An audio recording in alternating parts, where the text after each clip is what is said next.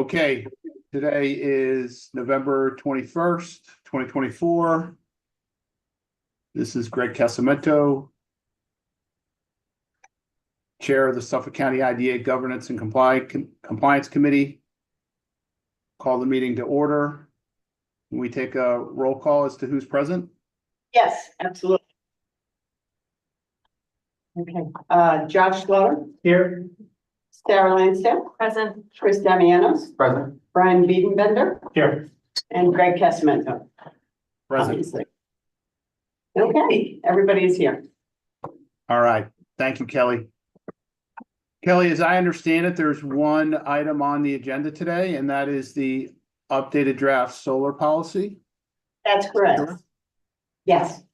Can you give the committee a brief report on the Suffolk County Industrial Development Agency Enhanced Financial Assistance for Qualifying Solar and Renewable Energy Projects Policy Update? Yes, I would be happy to. Thank you. So the board has before them a draft that has been updated to reflect comments that were received by the board at the last meeting. Barry Kerrigan is here from Nixon Peabody, who assisted Joe Rossello, who's been working on the solar project since it began. And we believe that all of the issues that were presented were addressed. And Barry, maybe you want to summarize a little bit of some of the changes that we did? Sure.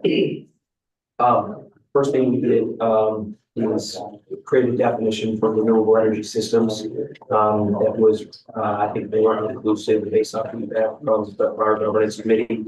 So it includes not only top solar, it includes geothermal systems. It includes battery energy storage systems that support those two other technologies, and it includes fuel cells that do not run on fossil fuels. As far as what would be eligible for the enhanced assistance.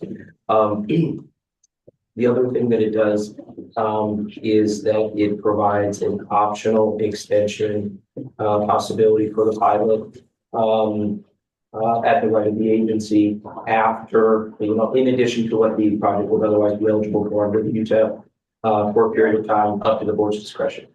And that option could be exercised after there's evidence that the improvements, the renewable energy technology has been constructed, completed, and is in operation. At that point, you could exercise the option. Right, that was, Brian, one of your points that you had brought up. So we wrote that right in so that there has to be evidence that solar or renewable energy has been installed and is operational. So, Barry, just from mechanics, with that language, which I agree is important, the board would induce an applicant and complete the inducement. Would they have to come back again with the completion of that to get the extra, or could we all do that all at once? I think we do it all at once. We would authorize, let's say, a 17-year pilot, which would be a 15-year pilot with a 2-year optional renewal. So the pilot schedule would have 17 years. And then once they have this certificate of completion that we can attach to the back that contains the evidence that the system is installed and operational, then we would, say that you satisfy that because qualify for all 17 years now. So they'd have to do that promptly, because once you start getting into the peel off of the tax rates, like you couldn't do it 2 years down the road because then it would get more complex, right? So this doesn't necessarily have to be done pretty promptly. Yeah, I think it obviously we could have two options. You could have two schedules, a 15-year schedule and a 17-year schedule. And let's say, if it's a new build, it's pretty easy to understand that we're going in there. If it's a retrofit, obviously, assuming we're going to do it at the same time. So we could obviously build in a self-destruct mechanism that's not over 3 years, and we lock it up to install.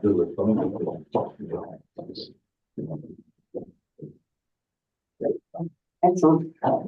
Any other comments or suggestions for the policy or questions about the process?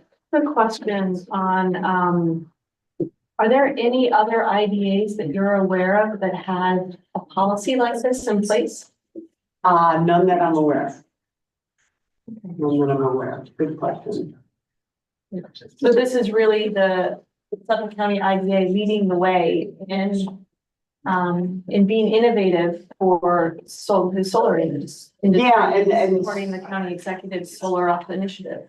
Yes, I agree, and I was going to say it's only due to the initiative that, the county executive began back in March. We've worked closely with his team and with economic development and planning, to meet with PSENG and LIPA, and have discussions, and I will update the board in the meeting, with regards to an event we recently held with regards to the solar upside. Kelly, I want to thank you and for your leadership, in convening and working with Joe but really convening the stakeholders, the industry, local town officials and everyone to, craft this policy. Thank you, and we will continue to do so, and I have to, give a shout out to Joe, who's worked very hard and tirelessly on this project and really kept it moving forward and has done a terrific job. So, thanks, Joe. Thank you. Just a quick question, just to elaborate on Brian's point. So if the, solar system is installed, I mean, typically we would have a percentage change each year with the pilot. So from 15 to 17, if the 17 years, is removed and they have to go to a 15-year, does that, it would just be adjusted accordingly on whatever remaining years? How would we do that? Yeah, I think for administration, it would probably make sense to have at least the initial 2 or 3 years on both schedules the same. And then taper it off for the remaining, or let's say the first 2 years if it's a 17-year pilot, so the 15-year pilot in essence would kick in after that. In that way, the certainty that the taxing assessor and jurisdictions are getting won't be different if they never complete what the ask is. I think that would be the best way to move forward from an administration standpoint. The other thing I didn't mention for the policy was that currently community solar and rooftop sort of developer leasing are excluded from this policy. Okay. Good question. One more question, I think I've already answered, but what's the significance of a 17-year, as compared to, 10 years or 12 years? Is it, I know that this is all, a bit of consideration back to us on trying to figure it out. Is that the maximum amount? It's hard to say because it would vary based on the project cost. Right.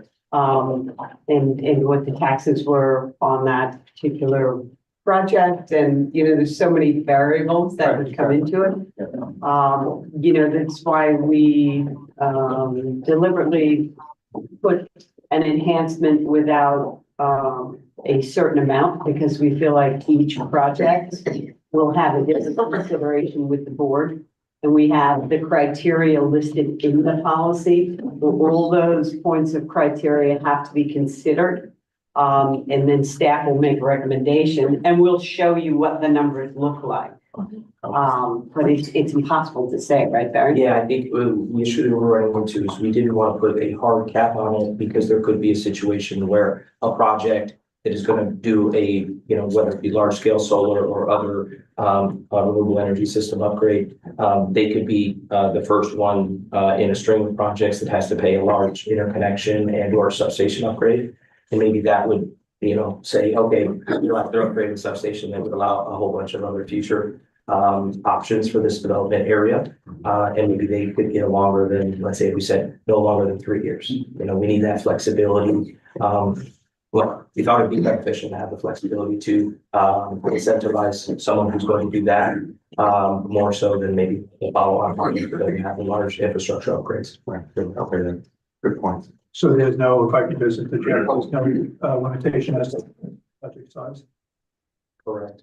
Just has to be a commercial system. So to give you an example, like Compact Pharmaceutical is one of our clients we've done business with over the years. I think they have 7 buildings in HIA. So if they decided to do all 7 buildings under one program, that would be acceptable. Correct. Okay. Barry, you made a comment a few minutes ago. I want to make sure I understood. You say community or leasing.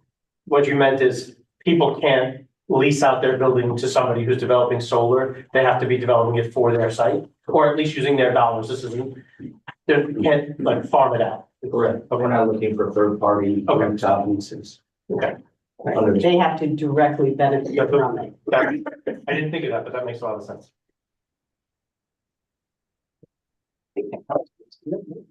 Any other questions? That was everything. No? All right. Does anyone want to make a motion to adopt the policy? I can make a motion to adopt. Sarah made the motion. Any second? I'll second. Josh seconds. Kelly, do we do a roll call vote? It's a recommendation to the board, right, Billy? So Oh, they. right. Okay, so a recommendation to the board. To All adopt. in favor, say aye. Aye. Aye. Any objections, sustains, no? Not sustains, sorry. Abstains. Yeah. All right, no abstentions, no objections. So this will be recommended to the full board at the IDA meeting. Kelly, do we have any other further business to discuss? We do not. Thank you, Greg. All right, so I'll make a motion. Do I have to make a motion to close this committee meeting or do we just close it? Motion to close, yes. Motion to close. I'll make a motion to close. Any seconds? Second. Okay. Second by Brian. All in favor? Say aye. Aye. Any opposed or abstentions? Hearing none, we'll close the committee meeting. Thank you, Kelly. Thank you. Great. We'll just need a